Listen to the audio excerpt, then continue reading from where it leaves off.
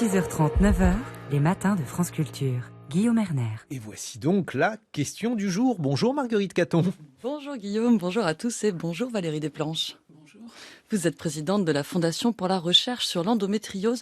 Merci d'être venue en studio ce matin pour parler de l'adaptation du monde du travail à la santé des femmes.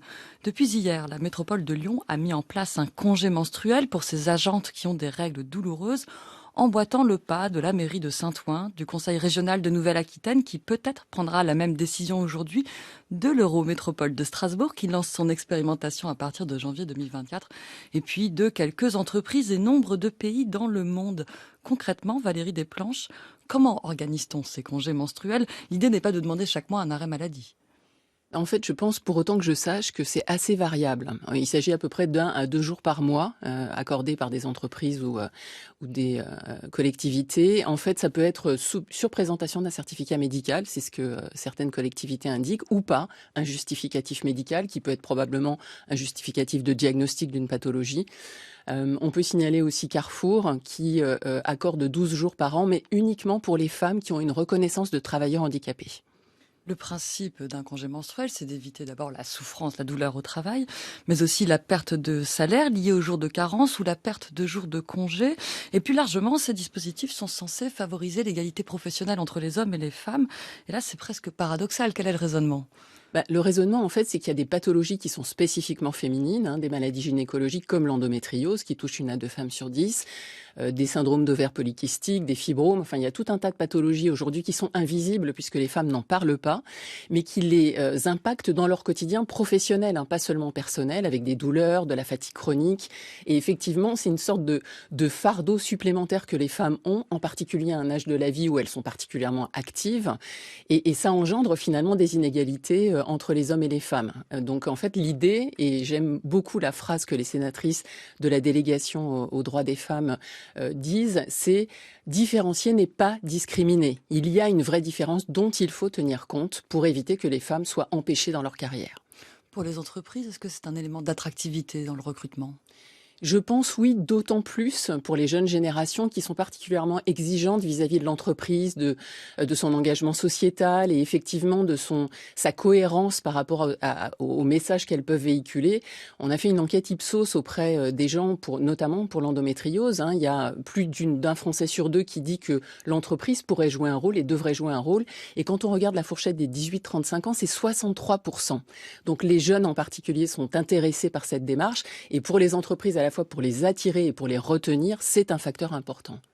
Et en même temps, on imagine facilement que c'est quand même assez difficile à organiser, puisqu'un congé menstruel, ça veut dire souvent remplacer une femme 2 jours par mois pour une partie des salariés. Donc c'est un véritable casse-tête en réalité. Je pense qu'en fait, le casse-tête, il existe déjà. Et aujourd'hui, il y a de l'absentéisme. Il y a de l'absentéisme qui n'est pas prévu.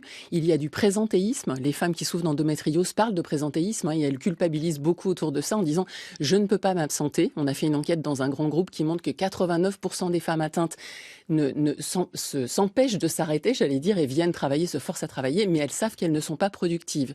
Donc en réalité, les entreprises ont tout intérêt à anticiper et à s'organiser pour pouvoir absorber, j'allais dire, et être plus flexible. Il est important aujourd'hui d'apporter cette flexibilité, de faire en sorte que les gens qui sont atteints de ces pathologies soient mieux soutenus. Parce que j'allais dire l'arrêt maladie, l'arrêt de travail est un peu le stade ultime. Mais si on flexibilise les horaires, qu'on permet à ces femmes de venir un peu plus tard quand elles sont fatiguées ou qu'elles ont mal, on peut éviter aussi l'absentéisme. Donc c'est un facteur pour moi, au contraire, d'anticipation qui peut aider les entreprises à s'organiser mieux.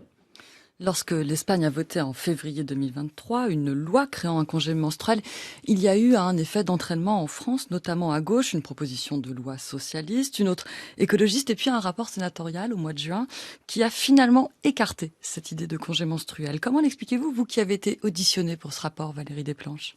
Alors, je pense d'abord que c'est complexe comme thématique, ce qui explique que chacun cherche la meilleure solution. Finalement, on ne l'a probablement pas trouvé. Le fait que le rapport ait écarté le congé menstruel, en fait, part du principe que, alors congé menstruel, j'aime pas beaucoup le terme de congé, il s'agit pas du tout d'un congé, il s'agit de pathologies, en fait, qui doivent être diagnostiquées. Et donc, pour ces pathologies, il faut un cadre. Et le congé menstruel risque d'être, on dit souvent la fausse bonne idée, elle est louable et l'intention est extrêmement positive. En revanche, ces jours ne sont pas forcément, peuvent stigmatiser les femmes. Et d'ailleurs, dans les pays où ces jours existent, on s'aperçoit qu'il y a très peu de femmes qui les demandent. Donc en fait, le rapport sénatorial vise à dire, il y a un cadrage qui est l'affection longue durée, qui permet d'éviter les jours de carence. Il y a une ALD 31 qui existe et que les femmes qui souffrent d'endométriose peuvent aujourd'hui demander, encore que, et c'est pour ça que nombre d'associations de patients demandent le cadrage de la ALD 30, où la maladie serait reconnue de facto. Donc ALD, affection longue durée, voilà, c'est une catégorie de la sécurité sociale qui permet de ne pas avoir de jours de carence, d'être remboursé à 100%, des prises en charge des kilomètres parcourus. Enfin, exactement. Un aménagement. Ouais. Un aménagement, et la ALD 30 permettrait une reconnaissance, pas systématique, mais en tout cas de la pathologie dans la liste fermée de ces ALD. Et donc d'avoir ce cadre, et par ailleurs que les entreprises prennent en charge aussi l'accompagnement des salariés. Je parlais de flexibilité, d'orientation de carrière, de formation professionnelle. Il faut vraiment avoir en tête que on parle de douleurs de règles, l'endométriose, c'est des symptômes digestifs, c'est de la fatigue chronique, donc ça nécessite un aménagement, pas que du temps de travail, mais aussi des conditions de travail, de formation, de reconversion quelquefois. Donc il y a un cadrage qui doit être un cadrage effectivement beaucoup plus réglementaire, j'allais dire, et aussi un rôle des entreprises dans la prise en charge de leurs salariés. Donc si je vous comprends bien, si le congé menstruel a été écarté, c'est finalement au profit d'une réflexion sur les pathologies sous-jacentes avec l'idée, j'avais vu les paroles de Fabienne Elkoury, qui est la porte-parole de l'association Oser le féminisme. Elle dit le danger du congé menstruel, c'est qu'on dise c'est normal que certaines femmes aient certaines douleurs, elles n'ont qu'à rester chez elles au lieu de dire soignons ces douleurs, ce sont des pathologies sous-jacentes, notamment l'endométriose dont vous avez parlé. Alors l'inscription de cette maladie dans la liste des affections de longue durée, c'est en train d'être discuté, si j'ai bien compris. On a dit que ça apporterait concrètement beaucoup de secours en fait aux femmes qui en souffrent. Le Rassemblement national a décidé d'inscrire cette proposition de loi dans sa niche parlementaire du 12 octobre. Et alors le gouvernement réfléchit en ce moment à lui couper l'herbe sous le pied, se tient prêt à dégainer, a dit Bérangère Couillard, la ministre chargée de l'égalité entre les hommes et les femmes, a dégainé un décret inscrivant l'endométriose sur la liste des affections longue durée. Et la ministre chargée de l'égalité hommes-femmes a dit aussi qu'elle réfléchissait à un texte plus large. Bref, on voit que ce sont devenues des questions très politiques. Comment vous l'expliquez ? Je pense qu'il y a différents facteurs. Le fait qu'on parle de pathologie féminine, de santé de la femme aujourd'hui, donc c'est maintenant au cœur de la société et donc forcément de la politique.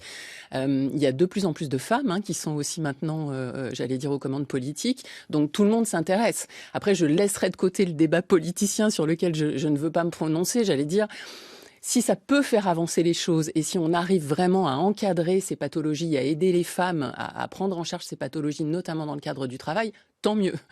Donc c'est ça l'objectif final pour moi et ce qui doit être important en fait. Et un texte beaucoup plus large sur la santé des femmes au travail, on a une toute petite idée en quelques mots de ce que ça serait ? Ouais, ça me paraît difficile, mais je pense qu'il faut cadrer les pathologies, clairement, et le rapport sénatorial est important puisqu'elle parle de la santé des femmes aussi en général. Merci beaucoup Valérie Desplanches de toutes ces explications. Je rappelle que vous êtes présidente de la Fondation pour la recherche sur l'endométriose. Merci Marguerite Caton.